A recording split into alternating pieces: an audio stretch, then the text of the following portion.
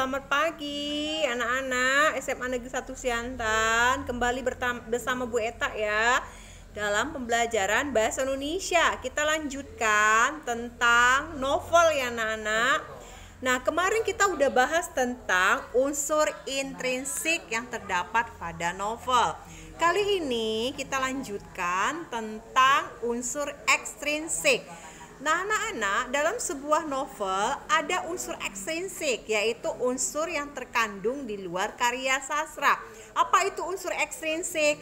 Unsur-unsur yang ada di luar tubuh karya sastra yang akan membantu seseorang untuk menafsir isi suatu karya sastra. Nah, unsur ekstrinsik itu meliputi apa? Latar belakang penciptaannya, misalnya ideologi negara, kondisi ekonomi, kondisi sosial, kondisi politik pada saat novel itu dibuat.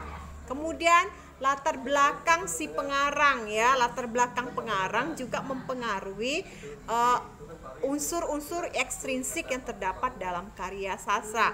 Nah, anak-anak, unsur ekstrinsik ini bisa kita lihat dari biografi pengarang. Tadi sudah saya katakan latar belakang penulisnya.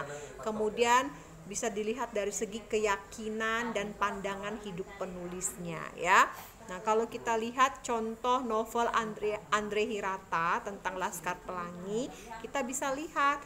Nah, di situ kan nampak pandangan hidup penulis Andre Hirata. Apa pandangan hidupnya? Bahwa dia sangat memperhatikan tentang pendidikan ya. Nah, dari situ kita bisa lihat bahwa biografi pengarang Andre Hirata itu adalah seseorang yang berasal dari Belitung Timur ya. Dia sekolah di Belitung. Kemudian dia melanjutkan sekolah ke luar negeri, ke Paris, dapat beasiswa.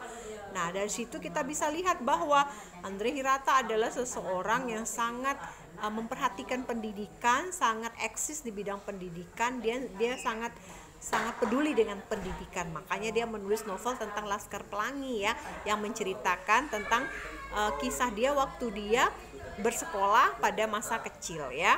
Nah, anak-anak, coba kita perhatikan ini nilai ya. Nilai-nilai yang terkandung dalam novel itu kan bisa nilai sosial, nilai pendidikan, nilai moral ya. Kemudian nilai apa lagi? Nilai agama ya. Nah, seperti yang tadi yang sebelumnya pada pertemuan pertama itu kan misalnya robohnya surau kami. Nah, itu kan ada nilai keagamaan yang nampak di situ ya. Nah, coba kita lihat ini, perhatikan contoh kutipan novel Ronggeng Dukuh Paruh ya. 11 tahun yang lalu ketika Serintil masih bayi, Dukuh Paruh yang kecil basah kuyup tersiram hujan lebat. Dalam kegelapan yang pekat, pemukiman terpencil itu lengang, amat lengang. Hanya tangis bayi dan lampu kecil berkedip menandakan pedukuhan itu berpenghuni. Tak ada suara kecuali suara kodok. Bangsa reptil itu berpesta pora, bertunggangan dan kawin. Besok pagi hasil pesta mereka akan tampak. Kodok betina meninggalkan untayan telur yang panjang. Katak hijau menghimpun telurnya dalam kelompok yang terapung di permukaan air. Katak daun menyimpan telurnya pada gumpalan busa yang melekat pada ranting semak-semak. Seandainya ada seorang di Dukuh Paruh yang pernah bersekolah, dia dapat mengira-ngira saat itu hampir pukul 12.30 malam tahun 1946. Semua penghuni pedukuhan itu telah tidur pulas kecuali Santayip ayah Serintil ya. Dia sedang mengakhiri pekerjaannya malam ini.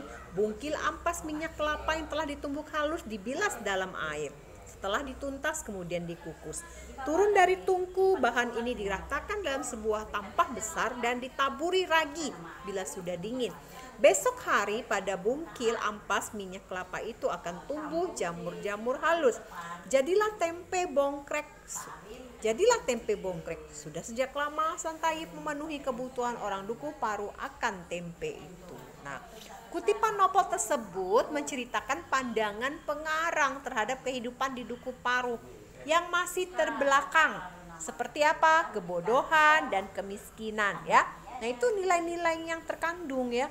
Kehidupan tersebut diungkapkan pengarang dengan cara yang menarik. Jadi pandangan pengarang juga sangat menonjol ya. Dalam apa? Dalam karya-karya Pramudia Anang Taktur. Silakan anak-anak nanti dibaca ya. Cerita yang novel yang dibuat oleh Pramudia Anang Taktur ya.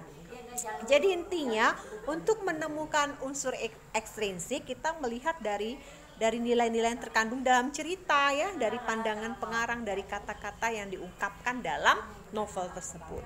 Nah, anak-anak, ini ada soal ya, kalian kerjakan soal pada buku paket halaman 120 nomor 1 sampai 6 ya anak-anak ya. Oke, selamat mengerjakan ya. Semangat belajar ya. Sampai ketemu lagi. Salam sehat.